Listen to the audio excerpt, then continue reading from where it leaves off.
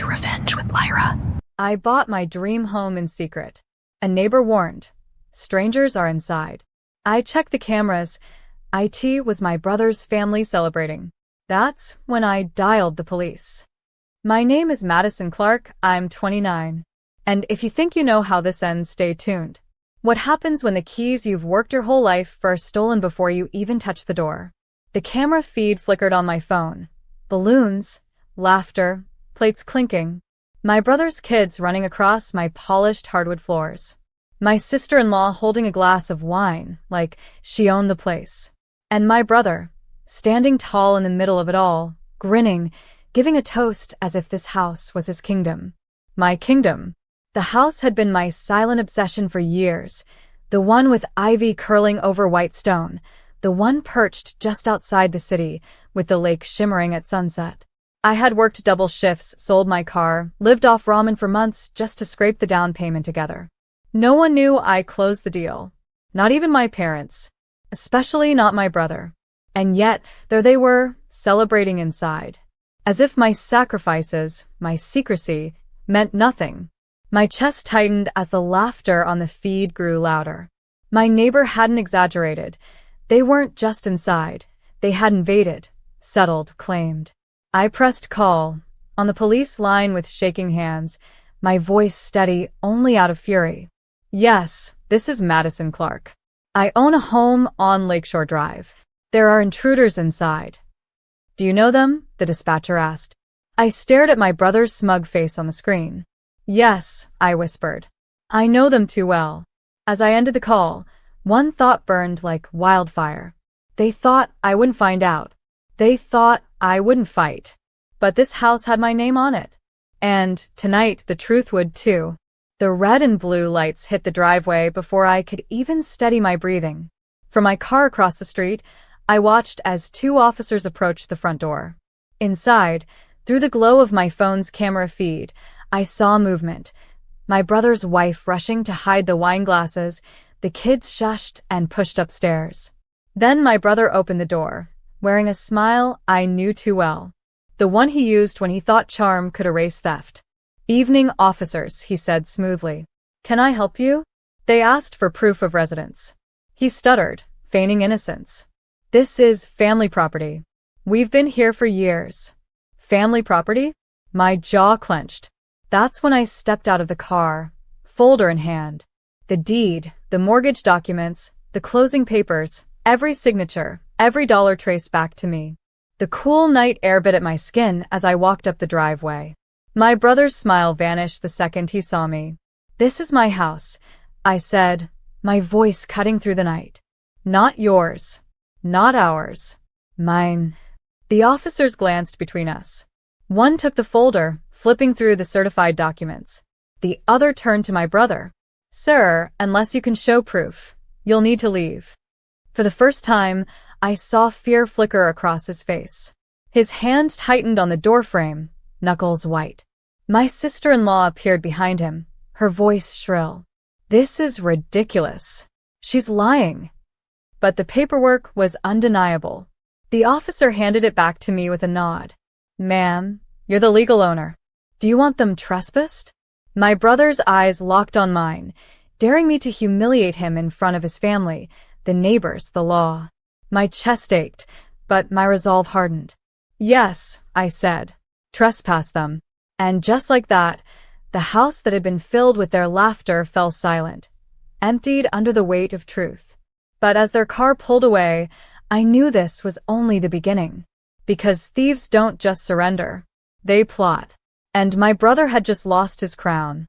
By morning, the fallout had already begun.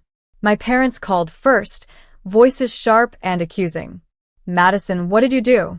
Kicking your brother out like that? Making a scene in front of the neighbors. I almost laughed. What did I do? He broke into my house. He threw a party in a home he didn't buy, didn't earn, didn't even know about until last night. But reason never worked with them. To them, my brother was golden. I was disposable. Later, the text came, a barrage from my sister-in-law. You embarrassed us. The kids cried all night. You'll regret this. Every line was guilt dressed up as blame. But I didn't bend this time. I couldn't. Instead, I opened my laptop and logged into the home security system. Footage poured in. My brother toasting with wine, boasting about finally upgrading his life, the kids running wild through rooms I hadn't even furnished yet. Proof stacked on proof, every frame another nail in his story. That night, I drove to the house. The silence inside felt holy. My footsteps echoed on the polished wood. The walls smelled of fresh paint, untouched, unsullied. And yet, their presence lingered, like smoke after a fire. As I stood in the living room, I replayed one clip on my phone, my brother raising a glass. Here's to us. Finally moving up in the world. It wasn't just trespassing. It was claiming, pretending, erasing me. I sank onto the staircase, heart pounding with something colder than anger. Clarity. This wasn't about a house. This was about history repeating itself, the same story of them taking, me giving, and everyone pretending it was fair. But this time, I had proof. I had keys. I had walls that held my name, not his. And I swore, on every brick of that house, he would never steal from me again. Not my home. Not my future. Not my voice. The next week, my brother made his move. He showed up at my office, all polished charm and fake smiles, like he hadn't been escorted out of my house by police days earlier. "Madison," he said, leaning on the reception desk, "we need to talk. Privately." I led him into the conference room, papers clutched tight in my hands. He didn't wait to sit down before starting his speech. "You can't keep that place all to yourself," he said smoothly. "It's too big. Too expensive. Mom and Dad think it should be a family home. Somewhere we all share." I almost laughed. Share? You mean the way you shared it by breaking in and celebrating like you owned it? His eyes darkened. The mask slipped. "You've always been selfish. I've carried this family for years, and you—" I cut him off, tossing the folder onto the table. Inside were the deeds, the mortgage contracts, the police report. Carried this family? With what? My paychecks? My credit score? My sacrifice. He flinched at the police report, the ink still fresh from the officer's pen. His jaw tightened, but he tried to recover. "If you go public with this, it'll ruin us. Mom and Dad's reputation, mine, everyone's. You don't want that, do you?" For once, I didn't hesitate. I want the truth.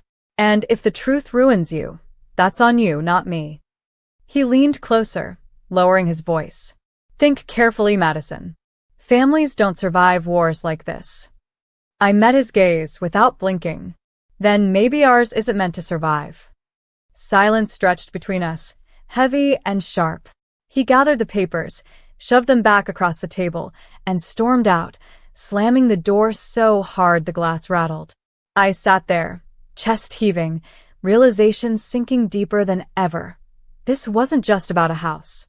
This was about rewriting the roles they had forced on me since childhood. And for the first time, I was no longer the background character in my own story. I was the author.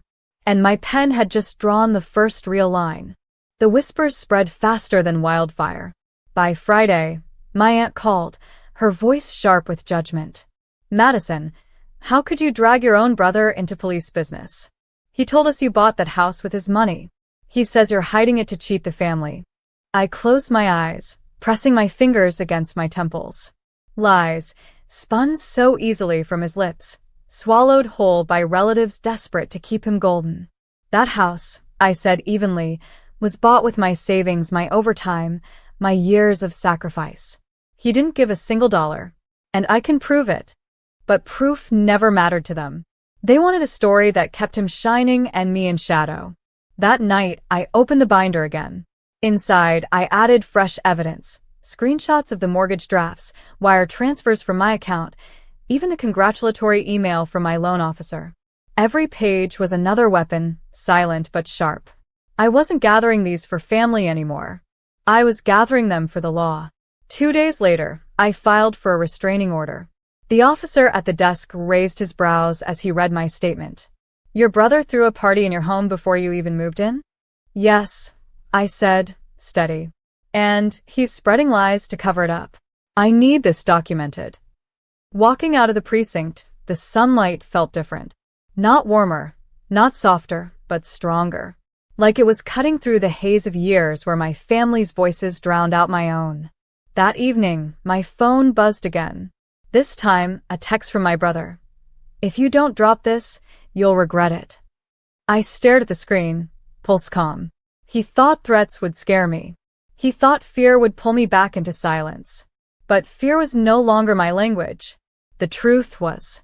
And soon, his lies would collapse under the weight of it. Because this wasn't just a home. It was a line drawn in stone between the life he tried to steal and the life I was finally claiming as mine. The restraining order changed everything. For the first time, I slept through the night without waking to phantom footsteps or imagined knocks on the door. The house was mine, fully mine, and the silence that once felt heavy now wrapped around me like armor. But my brother didn't disappear. He shifted tactics. Posts appeared online, carefully curated photos of his family squeezed into their cramped rental, captions dripping with martyrdom.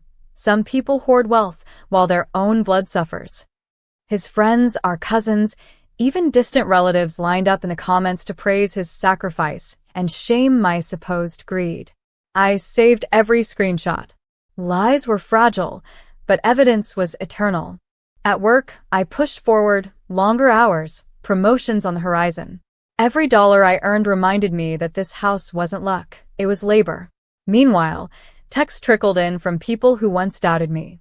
Quiet apologies. Hesitant questions. Doubt had begun to eat at his story.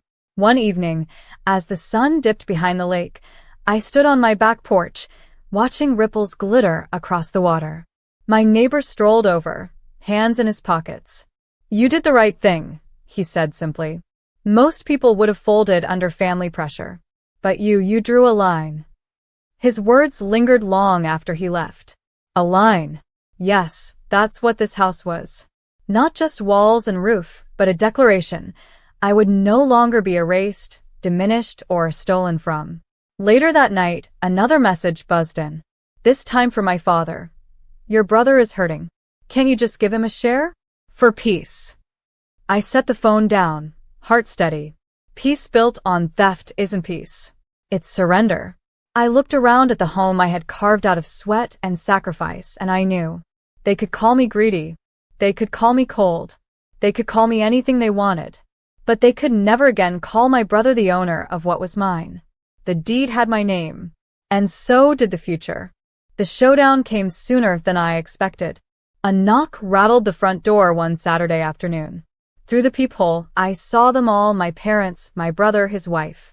A united front, rehearsed faces, like they were walking into a boardroom negotiation. I opened the door, but didn't step aside. "What do you want?" Mom's voice was syrupy. "Madison, sweetheart, let's not make this ugly. We just want what's fair." Fair. The word twisted like a knife.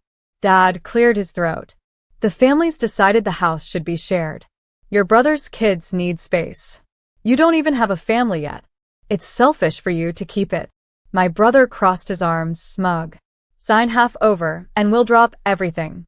No lawyers. No drama." I laughed. Cold. Sharp. "You think this is a negotiation? You broke in. You lied. You smeared my name to anyone who'd listen. And now you show up here demanding a share?" My sister-in-law sneered. "If you don't, no one will stand by you. You'll be alone." I stepped forward, holding the doorframe like a shield. Then alone is exactly what I'll be. Because I'd rather live in truth by myself than drown in your lies surrounded by family. I pulled out my phone, already recording. Their faces shifted, realizing their ambush was being documented. My brother's smile cracked first, then Mom's mask slipped into panic. "This will go to the court," I said flatly. Every word, every demand, every threat. For a moment, no one spoke. The power shifted. The house wasn't their stage anymore. It was mine. Finally, Dad muttered, "Come on," and turned away. One by one, they followed, retreating down the driveway like shadows at sunrise. I closed the door, locked it, and leaned against the wood. My hands were trembling, but not from fear. From freedom, they had tried to storm my walls again, and I had sent them away with nothing but their own reflection.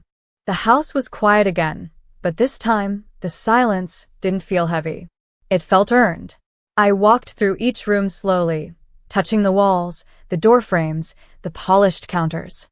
Every surface whispered the same truth. I built this. I earned this. This belongs to me. The court papers arrived a week later. The restraining order was extended, and the footage I had recorded sealed their fate. Their ambush was documented, their threats undeniable. The judge's words were sharp. This property is solely and lawfully Madison Clark's. No loopholes.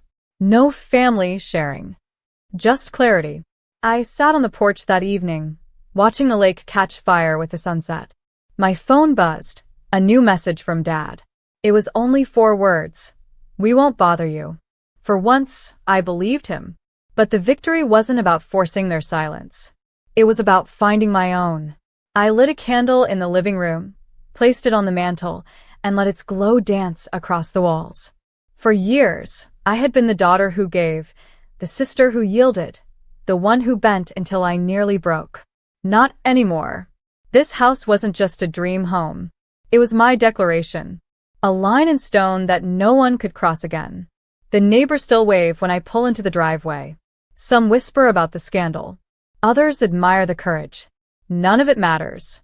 What matters is the key that rests heavy and certain in my palm, proof that no one, not even family, can steal what I fought to claim. I turned off the camera feed that night, not because I feared intruders, but because I finally felt safe. They had tried to turn my sanctuary into their playground. But I had written them out of my story. And in the stillness